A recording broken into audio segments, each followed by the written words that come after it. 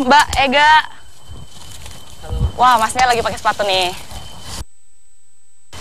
Sekarang saya lagi sama teman-teman Mapala Untan, Universitas Tanjung Pura, Kalimantan Barat. Kita lagi di tebing bunga. Tebing bunga ini, ya ini dia tebingnya. Kita mau manjat tebing di sini dan ini pertama kalinya buat saya.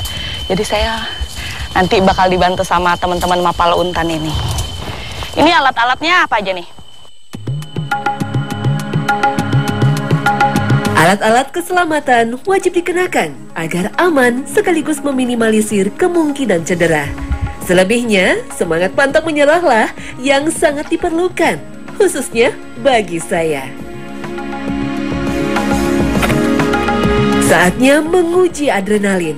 Saya akan mencoba memanjat dinding batu ini hingga ke bagian puncak tebing untuk pertama kalinya.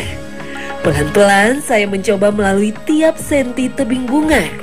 Meskipun tingkat kecuraman dan kesulitan masuk dalam kategori rendah, tetap saja olahraga ekstrim ini membutuhkan energi besar.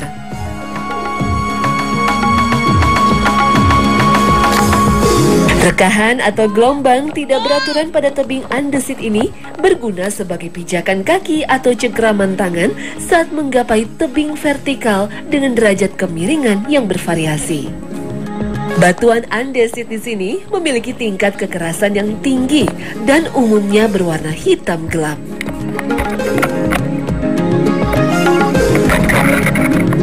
Ini saya tadi di bawah lumayan kesulitan mencari pijakan. Tapi sekarang udah bisa lah. Tinggal kurang lebih 2-3 meter lagi nyampe di teras. Penempatan kaki yang pas akan memantapkan gerakan selanjutnya. Semakin ke atas, tingkat kesulitan pada tebing bunga semakin bertambah. Namun beberapa pemanjat bergerak turun membantu saat saya sesekali tidak mampu meraih dinding tebing.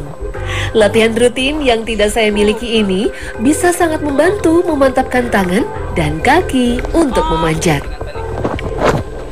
Dagu saya nyentuh tebing, nyium tebing tadi. Meski nyali sedikit ciut, tapi rasa penasaran saya untuk menaklukkan tebing ini justru lebih besar lagi. Tarik dong kaki kanan, udah gak kuat. Ah! Mana?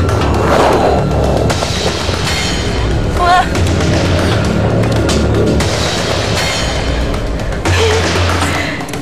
Nyampe pas udah mau sampai di teras ini, saya bukan manjat lagi, tapi udah merayap. Udah dagunya nyium tebing. Tapi akhirnya istirahat juga. Istirahat dulu. Jadi walaupun kita udah istirahat di teras seperti ini, kita harus tetap pakai ini.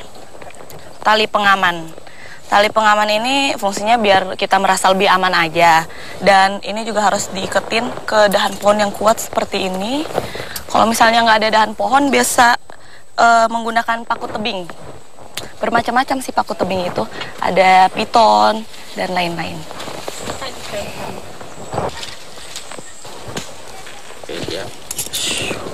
Saya udah ngelepas tali pengaman, sekarang saya mau lanjut lagi. Semoga bisa sampai di top.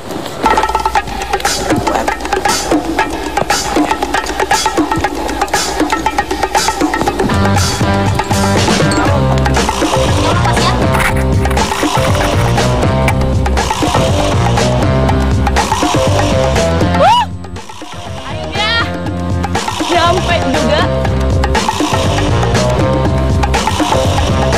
Lihat di belakang saya,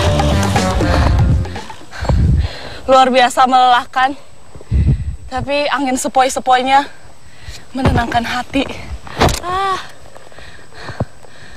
Akhirnya berhasil sampai juga di top.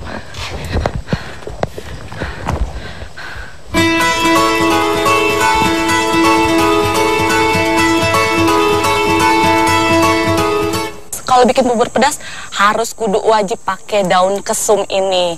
Kalau misalnya nggak ada daun kesum nggak bakal jadi tuh bubur pedasnya. Karena ini yang menjadi salah satu aromanya. Wangi banget.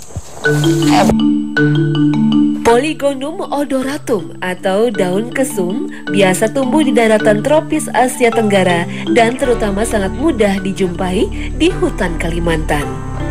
Daun ini juga menjadi bumbu wajib pada resep dapur khas Melayu. Tidak terkecuali untuk menu bubur pedas. Daun kesum ini kalau dilihat-lihat, kalau diperhatiin nih, tumbuhnya sama tumbuhan lain juga. Jadi ini termasuk tumbuhan liar dan wangi banget nih. Kok nagih sih? Beda, rasanya agak pedas-pedas pahit gimana gitu. Dan wanginya tuh wangi banget. Wanginya tuh seger. Gimana ya, susah diungkapkan dengan kata-kata.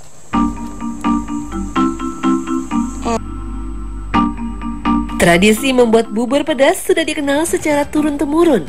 Meskipun kini tidak lagi menggunakan 40 macam sayur seperti pada zaman pembuatannya dulu, namun warisan kuliner Nusantara ini tetap diminati. Tadi udah dapet tumbuhan-tumbuhan yang di hutan, tapi udah kita tambahin lagi, sekarang udah banyak. Karena nyari 40 itu ternyata lumayan susah, jadi kita ngambil yang dari ladang.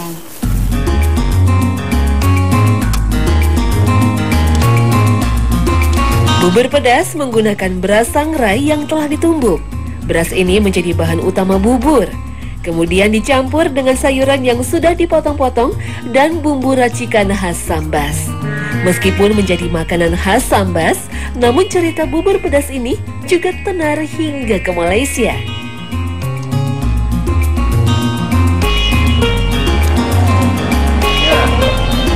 Ternyata enak. Bubur pedas ini emang namanya bubur pedas, tapi nggak ada pedas-pedasnya. Bubur pedas ini rasa pedasnya datang dari daun kesum. Tapi daun kesum kalau udah dicampur sama tumbuhan-tumbuhan lain, sama sayur-sayuran lain, udah nggak berasa lagi pedasnya. Emang daun kesumnya berasa banget di lidah.